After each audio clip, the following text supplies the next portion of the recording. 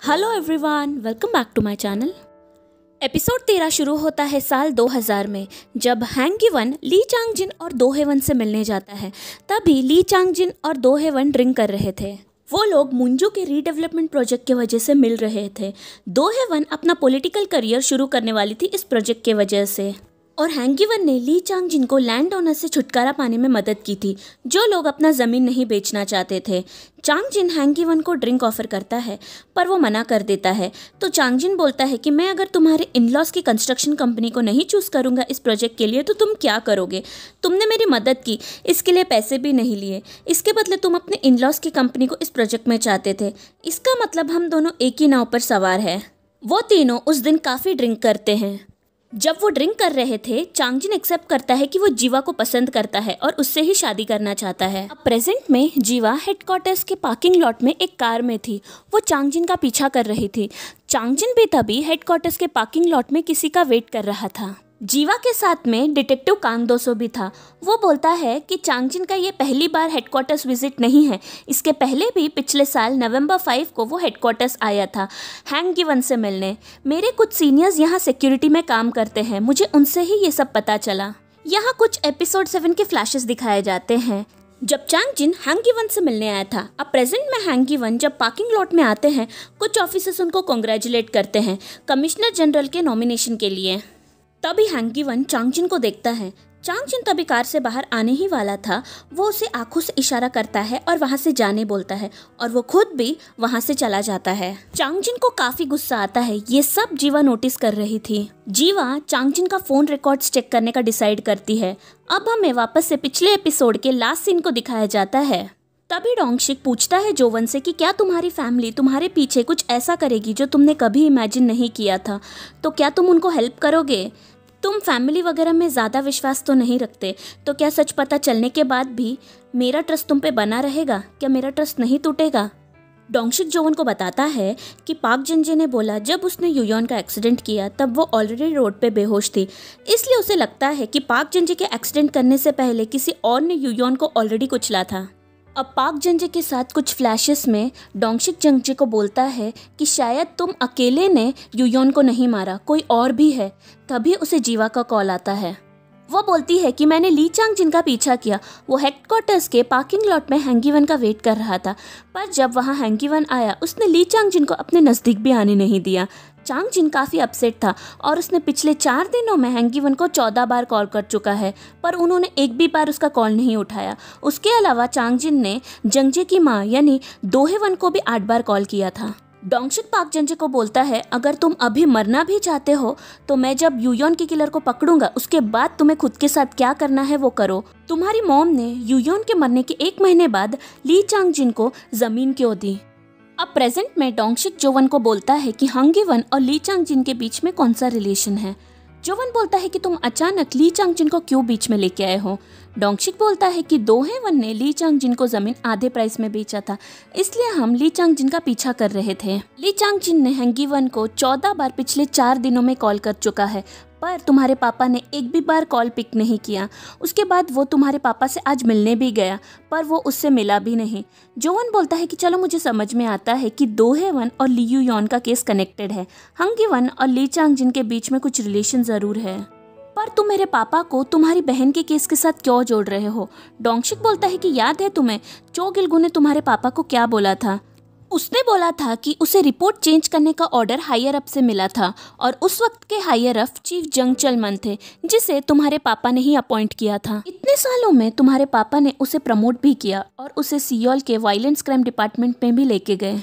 और 21 साल पहले अचानक एक दिन यूयोन का केस क्लोज करने वाले भी तुम्हारे पापा हैंग गी-वन ही थे। मैं खुद से तुम्हारे पापा को पॉइंट नहीं कर रहा हूँ, बल्कि सारे एविडेंस तुम्हारे पापा को पॉइंट कर रहे हैं। जोवन वहाँ से गुस्से में जाने ही वाला होता है, तभी डोंगशिक उसे पूछता है कि तुमने मेरे सवाल का जवाब नहीं दिया। क्या सब सच पता चलने के बाद भी मैं तुम पे ट्रस्ट कर सकता हूँ? क्या मेरा ट्रस्ट नहीं टूटेगा? जोवन उसे क्लियरली बोलता है कि उसे किसी पर भी भरोसा नहीं है, ना ही तुम पे, ना ही हैंग गी-वन पे, और ना ही खुद पे, और वो वहाँ से चला जाता है। अगले सीन में जंगजे अपने घर जाता है और डोंगशिक की सारी बातों को याद करता है। वो अपनी माँ को बताता है कि उसे यूयोन की मौत की रात के बारे में सब कुछ याद आ गया है, कि उसने ही यूयोन का एक्सीडेंट किया था। वो बोलता है कि मैंने आपको कॉल भी किया था। जब वहाँ आप पहुँचे तो आपने ली चांगजिन को भी बुलाया था। क्या इसलिए आपने ली चांगजिन को इतने पैसे दिए, अपना डिया फार्म भी दिया और कुछ ज़मीन भी दिया ताकि वो युयोन की बॉडी को ठिकाने लगा सके? उस रात इसलिए आपने ली चांगजिन को बुलाया था ना वहाँ। तो उसकी माँ उससे पूछती है कि क्या तुमने ये सारी बातें किसी को बताया है, जैसे डोंगशिक, जोवन या जीवा? तो जंगजे उसकी मॉम को रिटर्न पूछता है कि मॉम, युयोन को किसने मारा? अब वापस जंगजे डोंगशिक ने जो बोला उसे याद करता है। पाक जंगजे डोंगशिक को बताता है कि हमने युयोन की बॉडी को ली चांगजिन के पास छोड़ के वहाँ से चले गए थे। क्या वो तभी जिंदा थी? तो डोंगशिक बोलता है कि नहीं, तुमने युयोन को मारा है, या तो वो ली चांगजिन भी हो सकता है। तुम्हें पता है कि तुम जिंदा क्यों हो? क्योंकि हमें युयोन की किलर को पकड़ना है, सिर्फ इसलिए तुम जिंदा हो। प्रेजेंट में जब जंगजे अपनी माँ से पूछता है कि युयोन को किसने मारा, तो उसकी माँ बोलती है कि शायद तुम्हारी याददाश्त पूरी तरीके से रिकवर नहीं हुई है, क्योंकि तुमने ही युयोन को मारा था अपनी कार से। वो बोलती है कि वो सिर्फ तुम्हारी एक नशे में हुई गलती थी, तुम्हारी मॉम ने उस चीज को निपटा दिया। तो जंगजे बोलता है कि आपने नहीं, ली चांगजिन ने। वैसे आप ये जानना नहीं चाहते हो कि युयोन की डेड बॉडी डोंगशिक के बेसमेंट से क्यों मिली? कांग जिनमुक ने डोंगशिक को बोला था कि मैंने तुम्हारी बहन को तुम्हें लौटाया है, वो तुम्हें 21 साल से बेवकूफ़ बना रहा है और रिटर्न में आपने उसे लैंड, पैसा, सब कुछ दिया। डोंगशिक जंगजे को बोलता है कि तुम अपनी मॉम को ये बोलो कि ली चांगजिन और हैंगगिवन उसके पीछे सीक्रेटली मिल रहे हैं, वो दोनों उससे ज़रूर कुछ छुपा रहे हैं। जंगजे अपनी मॉम को ये सब बोलता है। पहले तो उसकी मॉम विश्वास नहीं करती, ये बोलते हुए कि वो दोनों एक दूसरे को पसंद नहीं करते, वो लोग मुझे छोड़ के मेरे पीछे कैसे मिल सकते हैं। पर पाक जंगजे अपनी मॉम को बताता है कि आज भी ली चांगजिन हैंगगिवन से मिलने गया था। क्या आपको ऐसा लगता है कि जो आप जानते हो वही सच है? पर अगर वो दोनों मिलके आपका यूज कर रहे होंगे तो क्या? अगले सीन में हैंगगिवन को काफी सारे कॉल्स आ रहे थे, उन्हें कमिश्नर जनरल के नॉमिनेशन के लिए कांग्रेचुलेट करने। तभी वहाँ जोवन पहुँचता है। हैंगगिवन उसे बोलते हैं कि दुनिया भर से मुझे कांग्रेचुलेशंस के कॉल आ रहे हैं, पर मेरा बेटा मुझे एक फ़ोन भी नहीं करता और इतने दिनों बाद घर लौटता है। जोवन बोलता है कि कांग्रेचुलेट करने के लिए ये वक्त काफ़ी जल्दी है, अभी सिर्फ आप नॉमिनेट हुए हो। हैंगगिवन बोलते हैं कि इसका क्या मतलब है और क्या तुम मुझसे इतनी सुबह यही सब बोलने आए हो? जोवन बोलता है कि मैं आपको चो गिल्गो और नामसांगबे ने जो रिपोर्ट के बारे में पूछा था उसके बारे में बताने आया हूँ। वो फॉरेंसिक रिपोर्ट एक गिटार पिक का था जो नामसांगबे को बैंग जोसन के क्राइम सीन में मिला था। वो गिटार पिक डोंगशिक का था। ये सारी डिटेल्स तो आपको प्रोसिक्यूटर कॉर्न ने ऑलरेडी बताया होगा। वो रिपोर्ट चो गिल्गो ने फेक रिपोर्ट के साथ चेंज किया काउंसिलवुमन दोहेवन के रिक्वेस्ट पे। आप दोहेवन को 21 साल से जानते हो ना? तो हैंगगिवन बोलते हैं कि हम सिर्फ काम के लिए ही मिलते हैं। क्या तुम्हारे पास दोहेवन और चो गिल्गो के खिलाफ कोई सबूत है? तो जोवन बोलता है कि नहीं है, क्योंकि हम अगर इसके लिए चो गिल्गो को अरेस्ट भी करेंगे तो वो कन्फेस नहीं करेगा, पर हम चीफ जंग चलमन को अरेस्ट कर सकते हैं, क्योंकि चो गिल्गो जो हायर अप की बात कर रहा था वो चीफ जंग चलमन ही थे। उन्होंने ही दोहेवन को चो गिल्गो से मिलाया था। हैंगगिवन पूछता है कि तुम इतने कॉन्फिडेंस के साथ कैसे बोल सकते हो?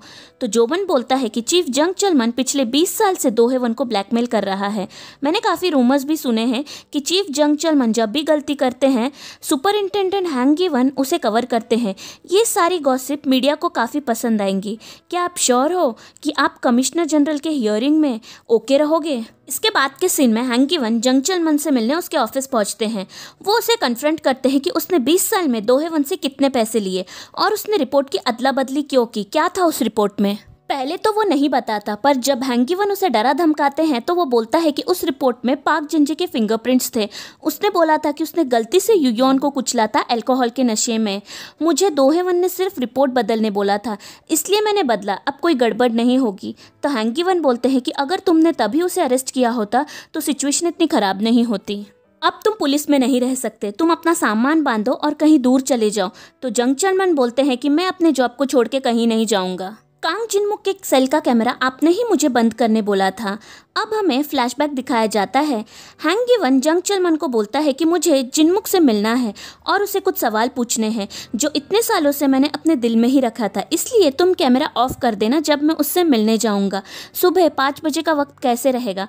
तो चीफ जंग चलमन बोलता है कि ये सेम चीज़ मुझे चीफ नामसांगबे ने भी पूछा था। वो भी जिनमुक से कुछ पूछना चाहता है क्योंकि 20 साल पहले के बैंग जोसन और युयोन के केस को वही डील कर रहा था। पहले आप उससे मिल लो, बाद में मैं नामसांगबे नामसांगबे को उससे मिलने के लिए भेजूंगा। अगर कुछ भी प्रॉब्लम हुआ तो हम नामसांगबे के ऊपर सारा ब्लेम डाल सकते हैं। अब प्रेजेंट में हैंगीवन बोलता है कि मुझे कुछ भी याद नहीं है और जहाँ तक मुझे पता है उस दिन कैमरे में कुछ प्रॉब्लम हुआ था और अगर किसी ने कैमरा को बंद किया होगा वो चीफ जंग चलमन ही हो सकते हैं, ताकि वो चीफ नामसांगबे को जिनमुख से मिलवा सके। चीफ जंग चलमन बोलते हैं कि मुझे तो लगा था ऐसा कुछ होगा, इसलिए मैंने कैमरा को बंद नहीं किया था। ये बात सच है कि उससे मिलने आप नहीं आए थे, उससे मिलने जेएल कंस्ट्रक्शन का ओनर ली चांगजिन आया था। लिसन में डोंगशिक चीफ नामसांगबे के सामान को उनके घर पे लेके जाने वाला था, तभी वहाँ जोवन आता है। डोंगशिक जोवन को पूछता है कि क्या तुम्हारे पापा ने तुम्हें कांटेक्ट किया, क्योंकि तुमने उन्हें चीफ जंग चलमन के बारे में बता के 3 दिन हुए हैं और चीफ जंग चलमन 3 दिनों से ऑफिस तो जा रहे हैं। जोवन बोलता है कि नहीं, अब तक उन्होंने मुझे कॉन्टैक्ट नहीं किया है, पर क्या पाक जंजे के साथ तुम्हारा प्लान सक्सेस हुआ है क्या? तो डोंगशिक बोलता है कि कामयाब तो हुआ है, बस हमें अभी वेट करना है। डोंगशिक जोवन को बोलता है कि तुम्हारे पापा तुम्हें नुकसान पहुंचा सकते हैं। तो जोवन बोलता है कि वो क्यों मुझे नुकसान पहुंचाएंगे? डोंगशिक बोलता है क्यों, तुम्हें क्या लगता है कि तुम्हारे पापा कभी क्राइम नहीं कमिट कर सकते हैं, या अगर कभी क्राइम कमिट भी किया तो क्या तुम्हारा उससे कुछ लेना देना नहीं होगा? अगर तुम्हारे पापा मेरी बहन के डेथ के साथ कनेक्टेड होंगे तो क्या तुम ठीक रहोगे? तभी वह रिपोर्टर इमग्यूसुक आता है जोवन का इंटरव्यू लेने उसके पापा के कमिश्नर जनरल के नॉमिनेशन के लिए। जोवन उस रिपोर्टर से बात करने का डिसाइड करता है और एक कदम आगे बढ़ते हुए उसे पुलिस स्टेशन के अंदर होने वाली ब्राइबरी के बारे में टिप ऑफ भी देता है। तभी डोंगशिक को हैंगीवन के ऑफिस से कॉल आता है। हैंगीवन ने उसे मिलने अपने ऑफिस में बुलाया था। जब डोंगशिक वहां पहुंचता है तो डोंगशिक को हैंगीवन जॉब ऑफर करता है। वो उसे इंटरनल जनरल इन्वेस्टिगेशन में ट्रांसफर करवाने की बात करता है, जिससे वो डायरेक्टली हैंगीवन के साथ काम कर सकता है। जब हैंगीवन उस ऑफर को कंफर्म करने के लिए हैंडशेक करने के लिए अपना हाथ आगे बढ़ाते हैं, तभी डोंगशिक थोड़ा सोच में था कि वो ये ऑफर को एक्सेप्ट करे या ना करे। सीन यहाँ पे कट हो जाता है। अब हमें 1 हफ्ते के बाद का सीन दिखाया जाता है। आज के दिन हैंगीवन के पुलिस कमिश्नर बनने की हियरिंग थी। सभी लोग जैसे कि जीहुन और वांग ख्वांगयांग जेई के रेस्टोरेंट पहुंचते हैं हैंगीवन का हियरिंग सुनने। पाक जंजे भी वहां पहुंचता है और वो जेई को बोलता है कि मैं अभी और सच से नहीं भागूंगा, मैं अब सच को एक्सेप्ट करने के लिए तैयार हूँ। तो जेई उसे बोलती है कि क्या तुम अपना पनिशमेंट एक्सेप्ट करने को तैयार हो? तो जंगजे बोलता है कि चाहे कोई भी पनिशमेंट हो वो उसे एक्सेप्ट करेगा। अब पुलिस स्टेशन में जीवा और कांग दोसो और बाकी सारे पुलिस ऑफिसर्स स्टेशन में लगे टीवी पे हियरिंग सुनने को तैयार थे। अब हियरिंग में हैंगीवन से जब क्वेश्चन पूछे जा रहे थे, जोवन भी उनका हियरिंग सुनने वहां पहुंचता है। प्रोसिक्यूटर ख्वन ने उसे परमिशन दिलाई थी हियरिंग में आने की।